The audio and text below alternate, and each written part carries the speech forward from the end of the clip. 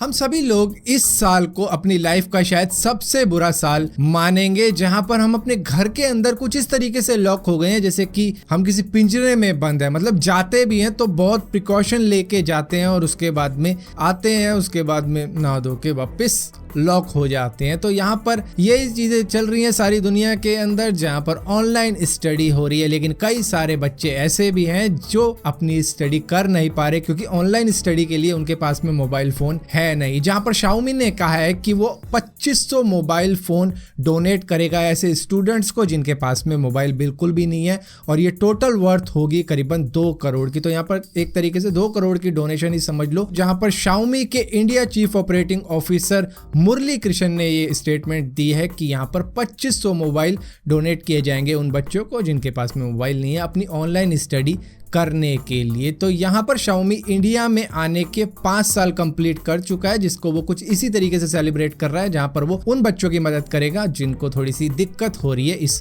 वक्त में अपनी पढ़ाई को लेके। और यहीं पर अगर हम कोविड-19 की बात कर रहे हैं तो बात कर लेते हैं इसकी वैक्सीन की। आप में से बहुत सारे लोगों को मालूम है कि रशिया कह रहा है कि उसने कोविड-19 की वैक्सीन तैयार कर दी, और ट्विटर के जरिए उन्होंने बताया, उनकी गवर्नमेंट ने बताया कि हमने दुनिया की सबसे पहली कोविड-19 वैक्सीन तैयार कर दी है, जिसका नाम उन्होंने रखा है स्पुतनिक 5, क्योंकि स्पुतनिक वो सैटेलाइट थी जो दुनिया में सबसे पहले रशिया ने ही लॉन्च करी थी। तो वो बन गया था दुनिया का सबसे पहला देश जिन्होंने स्पेस में कोई सैटेलाइट छोड़ी थी 1957 में। तो यहाँ पर इस वैक्सीन को तैयार किया है मॉस्को गमालिया इंस्टीट्यूट के द्वारा। इन्होंने ही सारी रिसर्च वगैरह की है इसके लिए, लेकिन ये बहुत तेजी से तैयार कर दी गई है क्योंकि यहाँ पर 3 फेज होते हैं इसके, फेज 1, फेज 2, फेज 3। तो फेज 1 के अंदर 20 से 80 लोगों को ये दी जाती है दवाई, जिसके बाद में उनको देखा जाता है कि उनको कुछ साइड इफेक्ट वगैरह तो नहीं हुआ। उसके बाद में फेज 2 में बाकी सारी चीजें देखी जाती है कि एफिशिएंसी कितनी डोज की थी, कि कितनी डोज दी जाएगी और कितने वक्त तक दी जाएगी,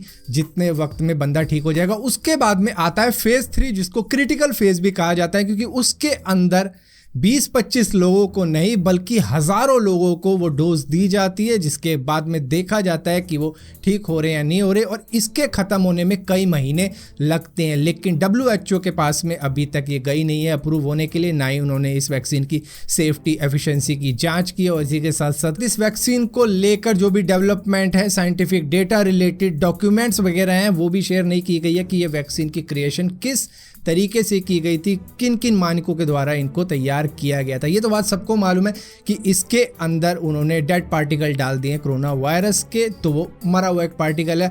अब होगा क्या इससे कि ये आपके अंदर इंजेक्ट कर दिया जाएगा, जिसके बाद में आपकी बॉडी को पता लग जाएगा कि भैया ये वायरस है।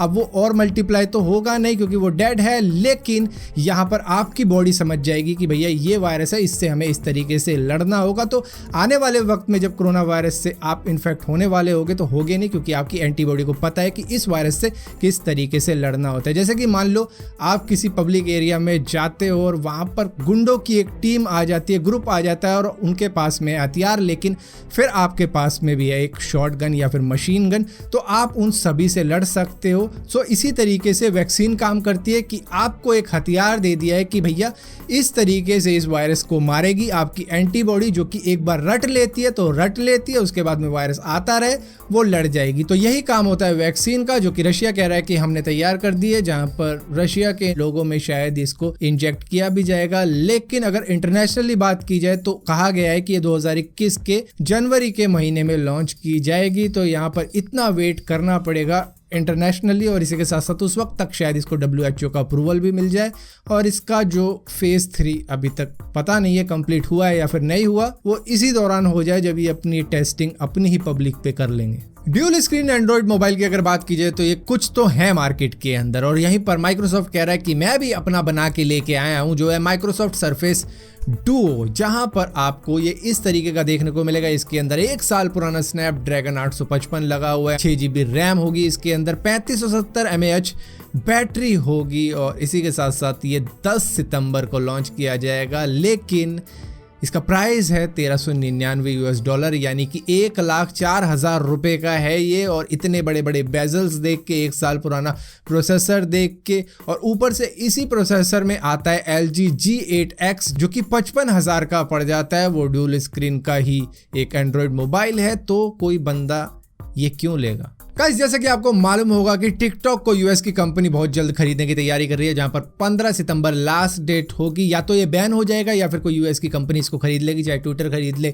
माइक्रोसॉफ्ट खरीद ले या फिर कोई और कंपनी खरीद ले, लेकिन खरीदेगी यूएस की कंपनी, जिसके बाद में इसे यूएस की कंपनी के थ्रू ही कंट्रोल किया जाएगा वहां पर। और इसी के साथ साथ कुछ यूरोपियन कंट्रीज के अंदर भी यूएस की ही कंपनी इसे कंट्रोल करेगी। लेकिन यहाँ पर अगर इंडिया की बात की जाए, वैसे तो इसको बैन कर दिया गया है, लेकिन ऐसे कुछ रूमर्स आ रहे हैं कि यहाँ पर मुकेश अंबानी की कंपनी रिलायंस से भी बात चल रही है बाइटडांस की कि क्या तुम इसे खरीद सकते हो या नहीं खरीद सकते। तो वहां पर चांसेस हैं कि शायद इसको इंडिया के अंदर रिलायंस कंट्रोल करे खरीदने के बाद में। अगर खरीदा तो यहाँ पर कई सारे जो टिकटॉकर हैं उनके पांव थिरकने अभी से स्टार्ट हो गए होंगे, क्योंकि उनको लग रहा होगा कि भैया देश का सबसे अमीर आदमी है, हमारे लिए नाचने का बंदोबस्त कर ही देगा। सो फिलहाल के लिए दोस्तों इस वीडियो के अंदर इतनी अपडेट्स थी। अगर ये वीडियो आपको पसंद आती हो तो इस वीडियो को लाइक जरूर करना, शेयर जरूर करना, और इसी तरीके की और भी वीडियो देखने के लिए इस चैनल को सब्सक्राइब जरूर करना। और सब्सक्राइब किया है तो बेल का आइकॉन जरूर दबाना, वरना आपको मालूम नहीं चलेगा मैंने कोई वीडियो डाली भी है।